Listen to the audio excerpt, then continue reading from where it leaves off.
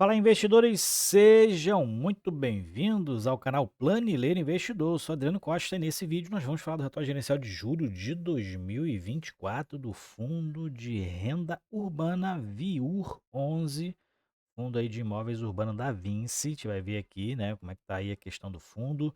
Fundo que tem aí tem, na verdade, uma participação bem grande lá no Rio Grande do Sul.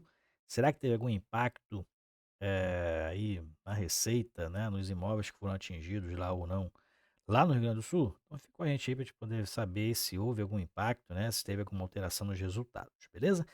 Se você gosta desse tipo de assunto, não perca tempo, se inscreve no canal, ative as notificações, deixa o seu like, tá bom? É tudo de graça e você ajuda muito a gente aqui no canal. Eu vou deixar, inclusive, esse relatório gerencial e o link do nosso grupo do Telegram, que é um grupo aberto, na descrição desse vídeo. Vamos lá, então?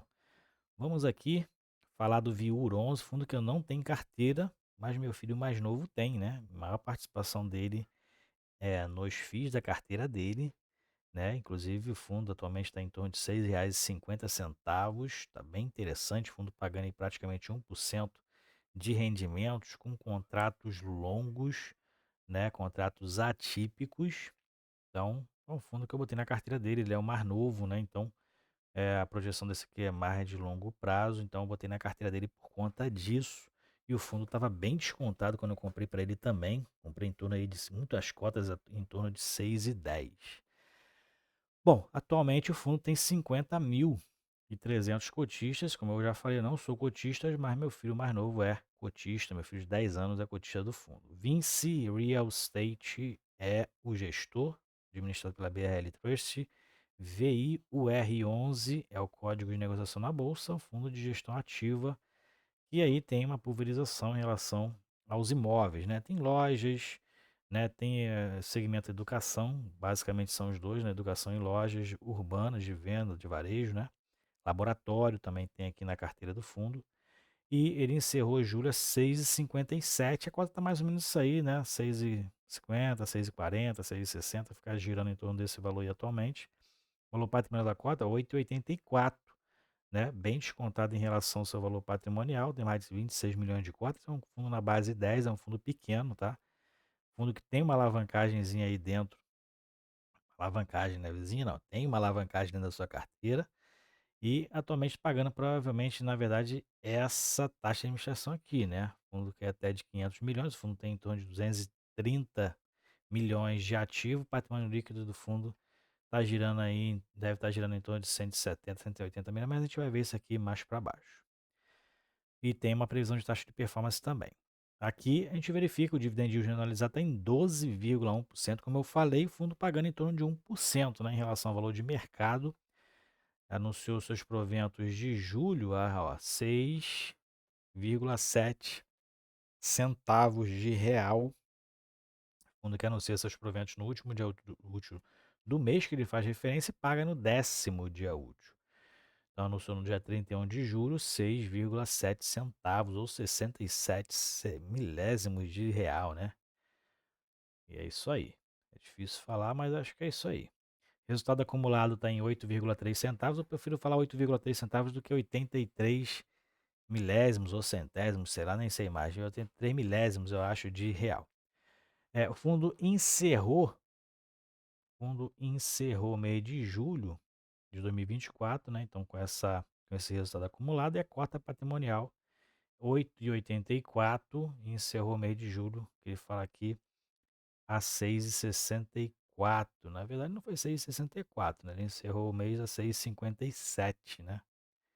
Não sei de onde ele tirou. Ah, essa aqui foi a avaliação, né, na cota de mercado. Bom, assim, não entendi esse valor aqui não, mas vamos lá.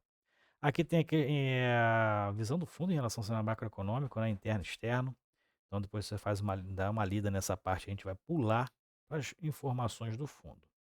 Na performance, então, o fundo teve um resultado de 92 milésimo de centavo, né? Acho que é isso, né?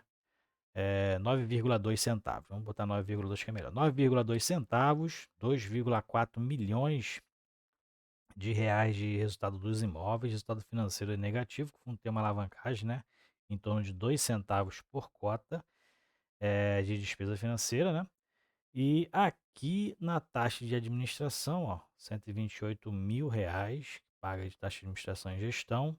E o resultado recorrente foi de 1,7 milhões. O fundo distribuiu 1,8, utilizou uma pouquinho aí do seu resultado acumulado, que está bem interessante também, bem alto aqui, ó, 88,3 centavos aí de resultado acumulado. E o fundo segue distribuindo 6,7 centavos desde fevereiro aí, o fundo distribuindo esse valor, né?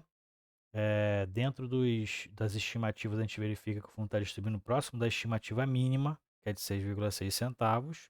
Então, dentro ali daquela guidance, daquela estimativa, né, de distribuição de rendimentos aí até dezembro de 2024. Na rentabilidade, o fundo teve uma rentabilidade bruta de 1%, né? 1% de basicamente aí o rendimento, a variação da cota tecnicamente foi zero de variação de cota no mercado, ó. A gente verifica aqui que realmente encerrou com o mesmo valor aí de 1º de julho a 31 de julho, cotado no mesmo valor praticamente. Então a rentabilidade foi de 1% do fundo no mês de julho, beleza? E o IFIX foi de meio, então o fundo teve uma performance do dobro da carteira teórica do IFIX. Mais para baixo a gente vai verificar aqui o volume de negociação no mercado secundário, né? Foi de 291 mil a média diária no mercado secundário, a média de negociações, né? E o valor de mercado do fundo, ó, 178 milhões, né? Então, fundo que tem uma pequena alavancagem aí, uma pequena não, uma alavancagemzinha aí em relação aos imóveis da Facamp e outro aí que a gente vai ver um pouquinho mais para baixo. Aqui o número de investidores, então, segue oscilando, mas mantendo dentro ali dos 50 mil, mais ou menos, né? E o volume médio diário de negociação teve uma queda em relação aos meses anteriores.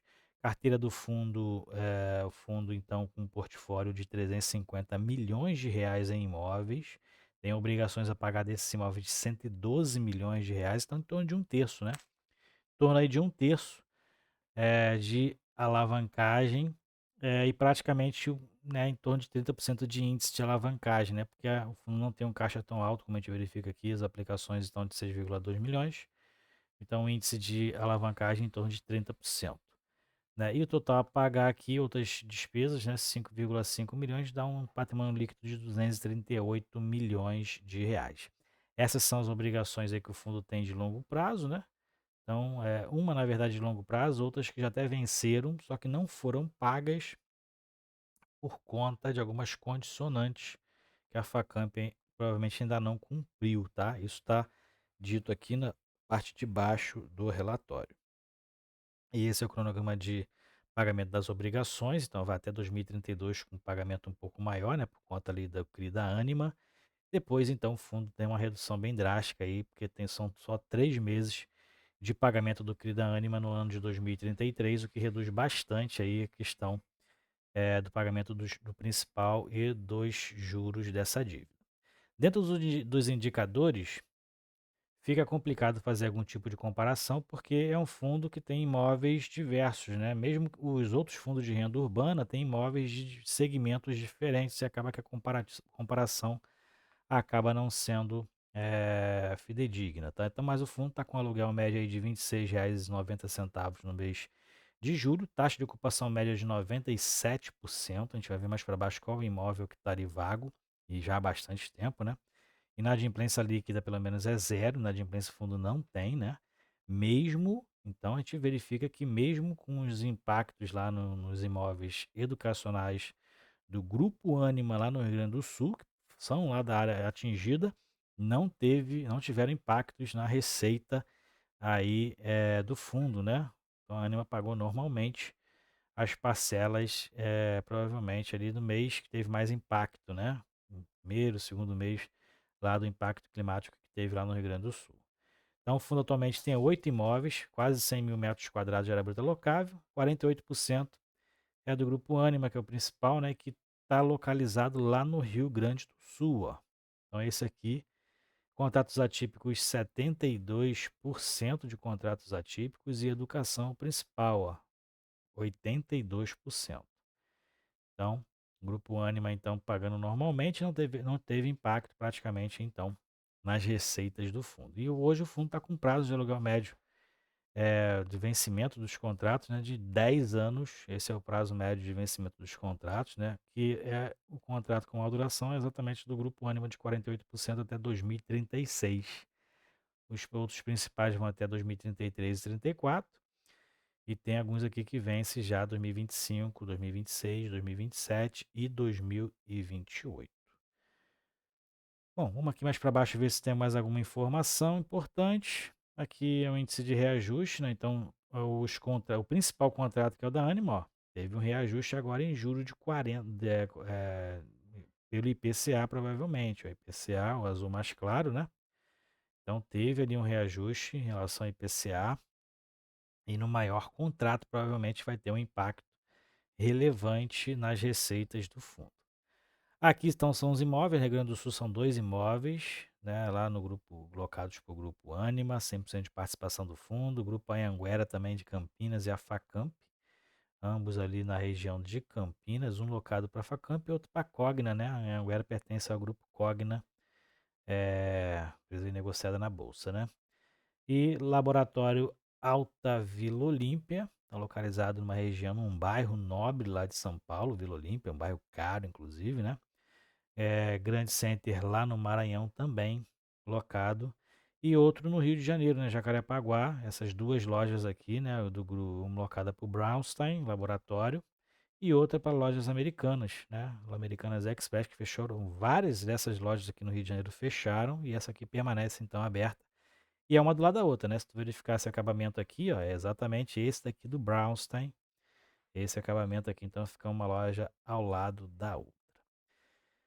Beleza? Então é isso aí, informações do VIUR 11, fundo de renda urbana, segue com bom desempenho, tá? Não teve impacto lá nas receitas do fundo, ocasionados pela situação climática, né, das chuvas, de alagamento lá no Rio Grande do Sul, por parte do principal contrato do fundo, quase 50% da receita do grupo Ânima, localizados lá na região afetada no Rio Grande do Sul, então não tiveram impacto nas receitas do fundo, segue aí pagando 1%, né, ou até mais de dividendo mensal, tá? Então, para quem quer aí um fundo de renda urbana, pode ser uma grande oportunidade. O fundo está bem descontado no mercado secundário, beleza? É isso aí então. Se você gostou do vídeo, deixa o seu like. Até o próximo vídeo. Fique com Deus. Tchau, tchau.